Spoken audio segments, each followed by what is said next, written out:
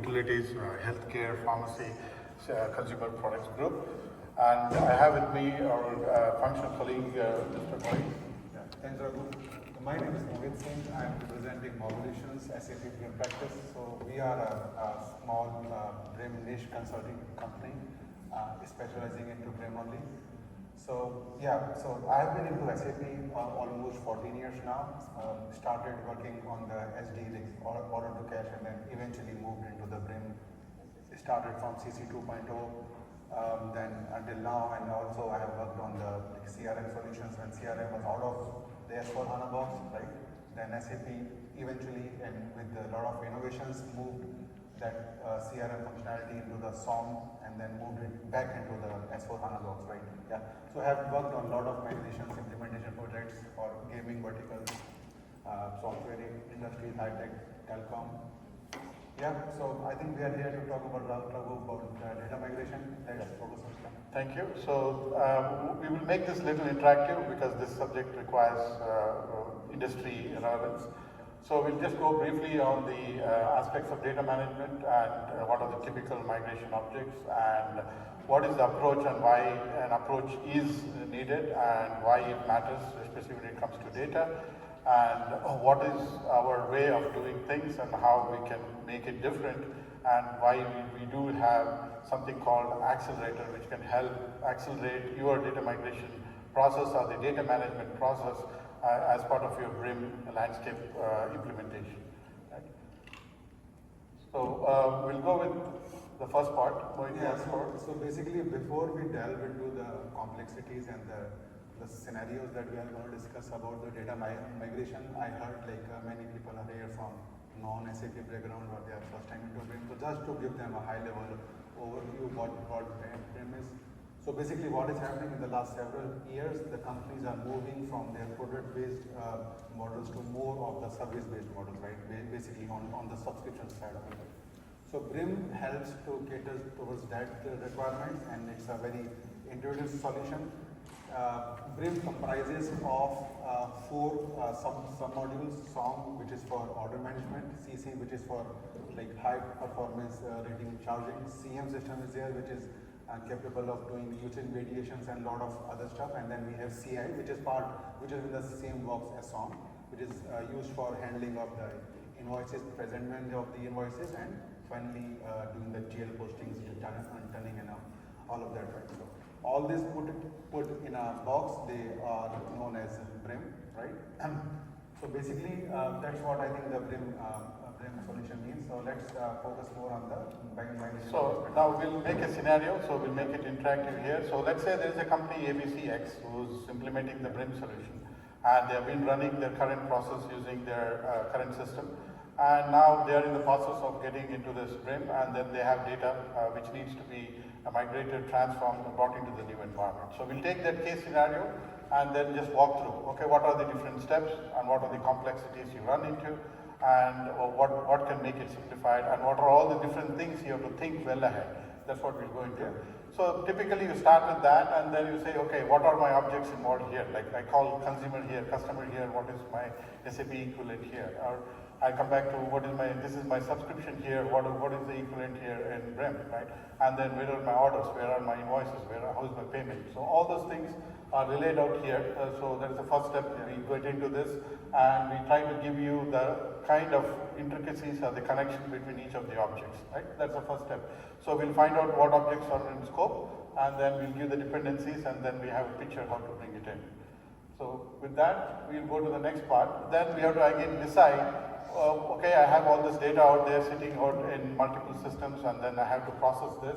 Then what is the mechanism of how to do this? There are always a many number of ways to do things, but what makes sense, what is relevant here, what are the factors to consider when we're migrating all these objects, right? So a typical approach, we lay it out and then say, what is the mechanism? So for each of the objects, we go assess and find out what is the most suited one, depending upon the program cycle, the volume involved, and then decide. Okay. So here, one example, we have laid out a current scenario where ABC company has these objects, and then they have come out with this. We have analyzed and we have framed out this particular approach of migrating the data. Right? So Yeah. So basically, as you rightly said, right? So it is not just about migrating, but what we need to migrate. How does the legacy or the source system makes of the data? So BRIM, we know what are the business partners, what are the orders, transactions, variant configuration, all. But we have to have a sound approach in order to understand what legacy or what the source systems mean towards that. Like for example, what is the customer equivalent of in SAP in the legacy systems? What is the equivalent of a product or an offer, as we call it, right, of that particular object in the legacy system? So I think understanding and having that harmonization between the legacy systems is of utmost importance when we migrate this data, because specifically what we have seen is data becomes very complex when we talk about the volume. That's understandable scenario for address, right? So in the legacy systems, the addresses may be, we don't know, right? Like they may not be pin codes may not be there, countries may not be there for the address, but SAP needs them, right? When we migrate it. So all these intricacies, I think we need to ensure that we are accommodating right when we do the data harmonization. Yeah. So with that said, so this we have just laid out a typical scenario of all the objects here. So why we bring this point here, right? Okay, we have mapped this, we know we have got data here, this is the target data what we require, some are master, some are transactional, some are config part of it. So we have to know the dependencies. Generally, because SAP is structured and it has to operate in this particular model, we have to go in a particular sequence. So we find out the sequence, and that's why we come out with the load sequence, right? So typical business partner, that's your customer, you set it up, that is the driving for everything. And then we go to the individual part of it, contract account, and then we go to this, and we go to the subscription order, and then we also have some transactional data, open AR, and then we do have some dispute data or the discount data. So all those things, we put it out here, and then we come out with that approach how to load this, right? Now, why we are bringing this part? We are an ABCX company saying, okay, we are all put it out. Now the question is, how do you take all this and come with a how solution? What is the solution to solve this problem? Are we going to, do everything nuts and bolts, or we do have some help out here? What is the mechanism here? We do have some tools, or we have some process. And the answer is, it has to be a combination of everything: people, process, and technology. So we'll lay out what is the approach we have taken, why Mobolutions approach has a hedge over when it comes to the data management space. Okay? Yeah. So basically, these are some sequencing steps that we have devised based upon our previous and current experiences. So when we load it, so if you look at the load sequence, it is not necessarily limited to it, but a typical BRIM implementation project should also consider or considers the legacy transformation. So when we are talking about the legacy transformation from the legacy systems, it could be a number of systems from system to BRIM. We would focus on these key objects which play a vital role in building a transaction in SAP BRIM. Like, for example, business partners are required to create the orders, contract accounts are a subset of business partners, and all of that, right? So many objects we are using, we are able to use the standard LTMC objects, but for some BRIM objects we do not have an LTMC, so we have built our own accelerators, right, which we are using to load the data for those particular objects. Contract account is one of them, subscriptions is one of them, right? Open AR, yeah. So I think we have built a lot of accelerators which are readily built and they can be deployed quickly on the customer environment, so that we can start quick and assess quickly. Yeah. Okay. So now, given that ABC company has laid out, they know the objects here, and then now they've given you the requirements. We are supposed to handle millions of data, a lot of volume is there. Your migration cycle don't happen in one go. You have to have repeated mock cycles. You have to have aligned to the SIT, and then you also have the indication from your cutover manager saying that I only have 2 days for you to finish up everything. So all these things are taken as an input, and then we draw upon what we call a migration architecture. So one of the approach here we want to emphasize here, why this is required, because it is a connected process which involves multiple teams, multiple business entities, be it from the business, be it from IT, technology, security basis. So everybody is involved here. So what is the framework which can help do this, right?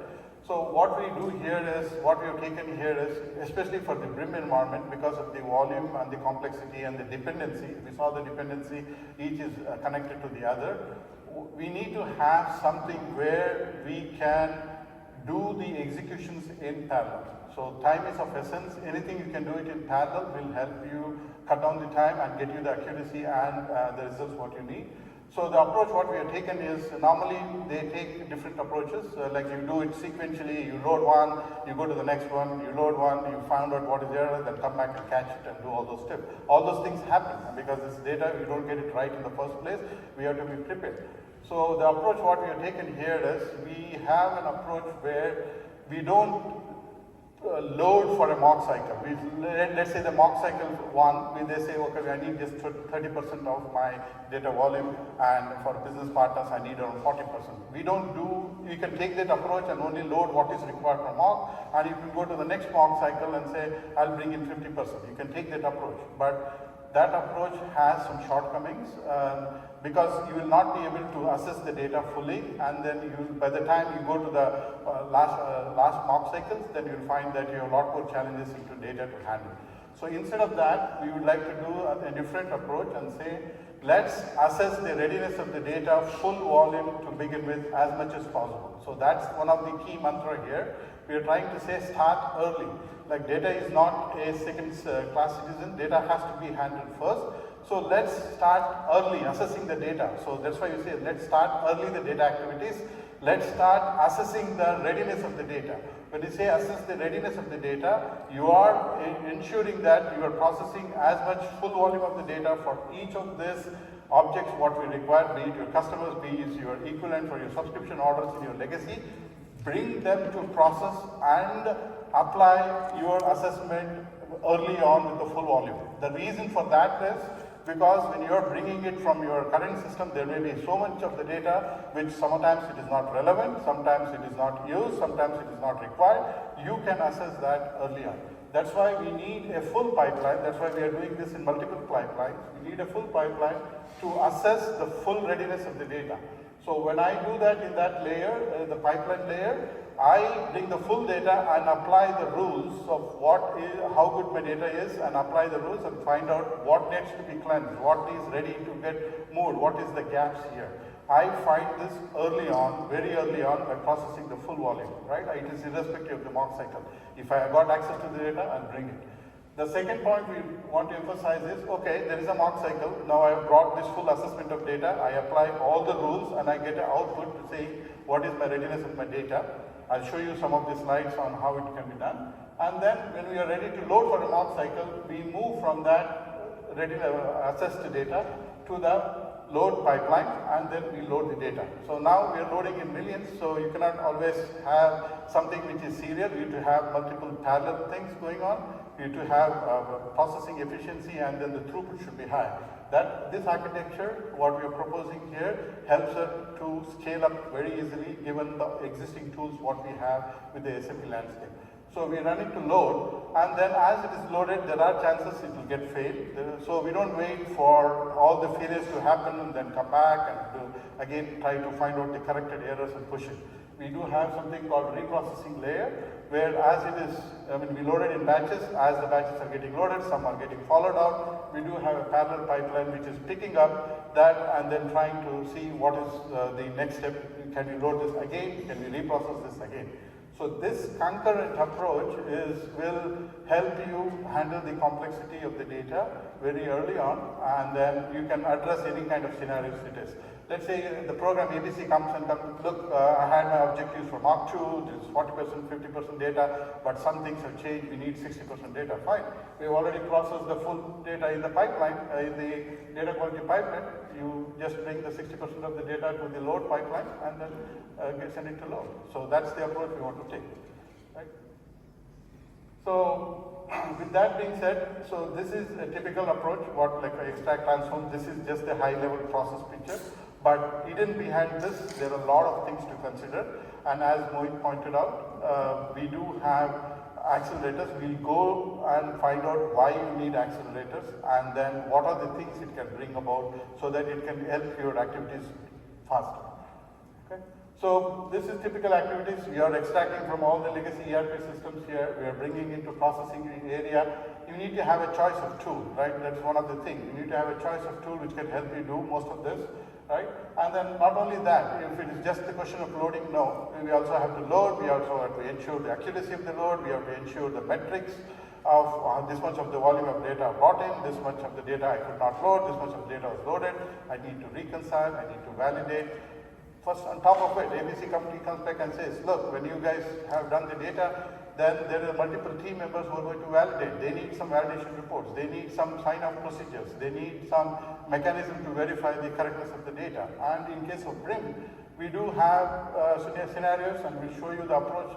We need to reconcile at the down to the invoice line item level. Yes, if your pricing model is the same as what your existing legacy model is, then if recurring charges was $3.50 for this particular customer, for this particular product and this feature code, then I need to ensure when you do all these things in SAP BRIM, you are going to get the same amount, and I want to see the output of the invoice. So we have to do a line-by-line comparison. So we should be ready for it.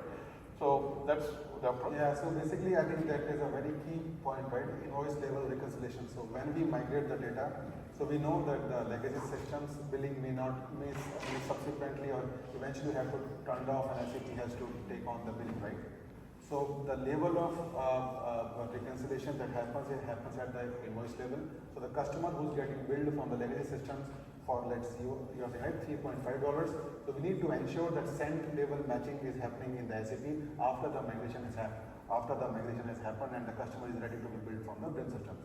So that invoice level reconciliation is also one of our key accelerators, which we are going to demonstrate in a few minutes. Okay. So coming to this, ABC company says, okay, this is my typical requirements for the program. I have this requirements that this is the load target, and I want the quality of all this to be here in this. And this is the typical approach what we have laid out, and then this normal cycle, again, each customer is different, each customer scenario is different, but we just generally have a recommendation on the number of mock cycles at different point. And again, when I say mock cycles, all the same data won't get repeated. There will be the variety, there will be the volume, there will be a different scenarios. So each of that should be flexible, and our architecture will support that. That's why we wanted to highlight this part. Right? So there is also one more important thing. There is something called pre and post. Why is pre and post? Like once it is loaded, is that not enough? No. In SAP data migration and data management, one of the key things is if you can catch an error early on, even before loading, it saves you 1 times the effort. But once it is loaded, if you want to correct it, it takes 3 times the effort. And the other aspect about it, once the data is consumed in transactional, then to correct it, it takes a longer time. So the idea here is do as much assessment and the preload validation as early as possible. When you are ready to load, you are ensuring that it is perfect in all the aspects. So that's the key part of our approach, and our approach supports that. So regarding to this, I was coming down to this now. I just laying out what are all the requirements here. You need to have to extract data from multiple sources, multiple entities are involved, IT, business, everybody is involved. They need to have insight into all the data got processed. You need to have validation, you need to have reconciliation, you need to have a sign-off procedure. So a lot of elements are there. And as Mohit pointed out, the data may not be in a good shape. It requires cleansing, it requires involving other entities to cleanse, or even address, it requires some other tools to cleanse. So all aspects are there involved, so you need a framework to bring everything together, and you need your work to take care of all the scenarios. When we go into the accelerators, we'll show you what all things it can provision, given the requirements in a typical BRIM data migration. So this is the one other piece which I was trying to tell. What is the proof of the pudding? When everything is done, like how am I going to be comfortable with what has been migrated? You can see here, this particular end-to-end reconciliation is the output of the, let's say when you're all done with the data and when you go to bill for the next month in case of recurring charges, when you go to bill, how does my invoice amount look like? What is the end result of my all the existing data and all the configurations what I have and all the setup what I've done, everything will it match? So this approach, what it does, when you migrated all the data from all the master, transaction data, dependent data, usage, contract, all those things is migrated. Now we have an approach where we can tap into every part of the data which is there, which is required. We bring it back to process, and we can reconcile to the line item level. So we can go to that level and give you, if your legacy data is saying that my dollar charges is $1.50, we'll show you when you migrated, your invoice gets cut out for that business, you will have the same dollar amount, taking the pricing into consideration. So this is the approach we would like to push forward, and then we'll again go back to achieve all these objectives. What are all things required? Yeah, so basically I think what is trying, so what we are trying to focus is on the traceability of the data which is being moved from the legacy systems to the BRIM system. The traceability, if we lose the traceability, we will lose the reconciliation also. So with this approach, what we have, it's a like approach that we have been using and working for the past several years. So here if you see, the input is the legacy data, and then this process is what actually SAP BRIM does of that data, and then output is something which is going to do a handshake between that, okay, yes, whatever is migrated, whatever is moved from the legacy system to the BRIM systems is actually true in its sense, that we are able to match it and publish those results to the concerned stakeholders from the business, right? Yeah. So I think this is stressing upon this fact. So typical examples, so we do a scorecarding of all the assessment of the data. You can see here a lot more weight is given to assess the readiness of the data. This is then one example of business partner. So we look into all aspects, how good it is and how ready it is to take it to the next step. Right? So given all this, now we need also this framework to reconcile. A lot of data has been moved into SAP. Now how are you going to make sure all your reports come out right, all your reconciliation validation comes out right? So one of the approach, we have put it out here. Our accelerators do follow this approach.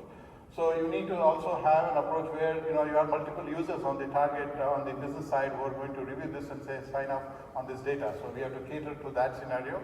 So this framework will help you reconcile and validate. So given with that, now the point here we want to emphasize is, if you have to do all these activities, you have to connect to legacy system, you have to bring it to one processing layer, you have multiple steps to do, you have multiple mock cycles to do, you have to have cleansing, you have to have reconciliation, validation. You need a tool which is robust enough, which is scalable, has all the capabilities in one. There are many tools which can do silos. Some things do very good on data quality, some things very do on processing. We have found out the SAP BTP DI solution. It caters to especially this BRIM data migration, because it has all these things what we require, and we have leveraged this tool in our accelerators, and this is helping us do all the things what is required. So we can take all the input out there and then get it all processed and validate and reconcile all using this tool. And it also has great capabilities in terms of scalability, because it's a cloud native technology. Right? So with that being said, before we jump on to lessons learned, I would like to bring about, so far I think we are able to communicate what is required for a data migration, what are the complexities, and now we have put out the problem statement, and we also said that this tool will help. We will come out and share you what our accelerators are and what all things it can do. Yeah, so basically if you see, like the bulb is blinking on the last one. So like based upon our experiences, what we have seen is companies are not ready for re-engineering of their existing process. They are a little bit strict on whatever we have. We cannot like dissect it, or we are not. They are not ready to probably give us an opportunity to re-engineer that.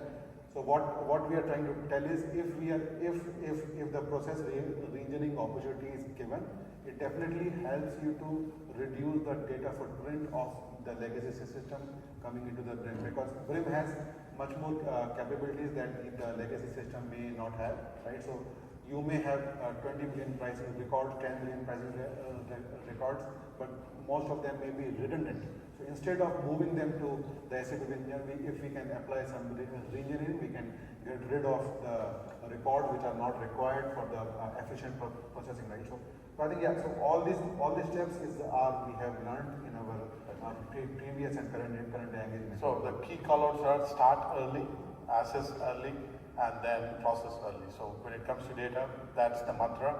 We have seen, tested out in the industry, even SAP's best practice recommendation is to start the activity. That's what we have emphasized.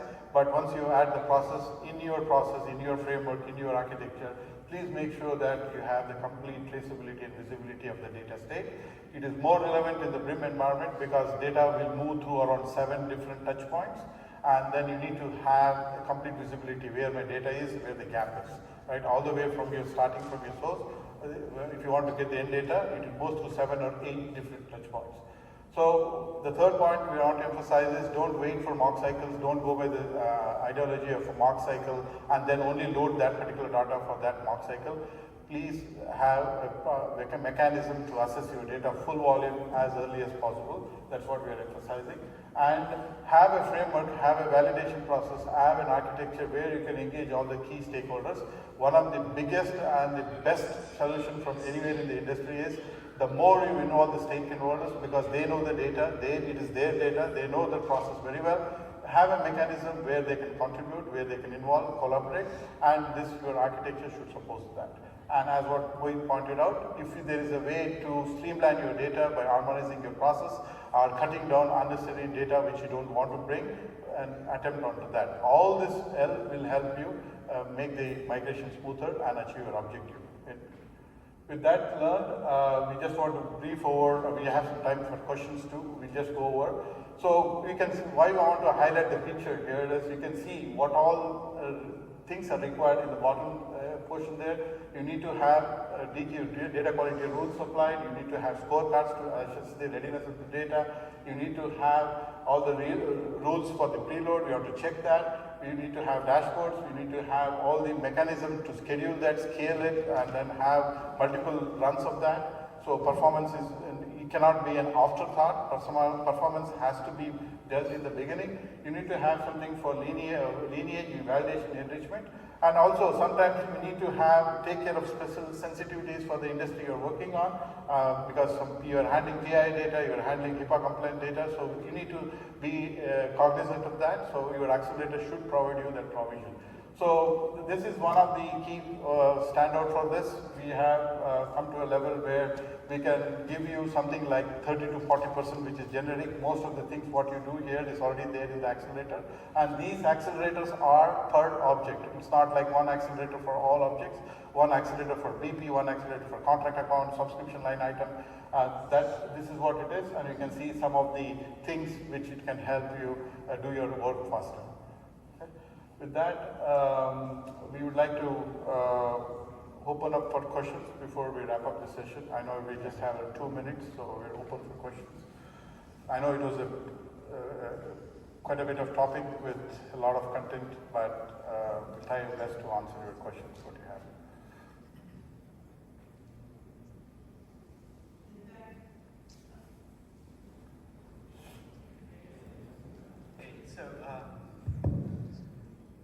You talked about accelerators, and based on experience, what I have seen is every SI has their own accelerator, but when we try to actually use it, they're more on slides than real something.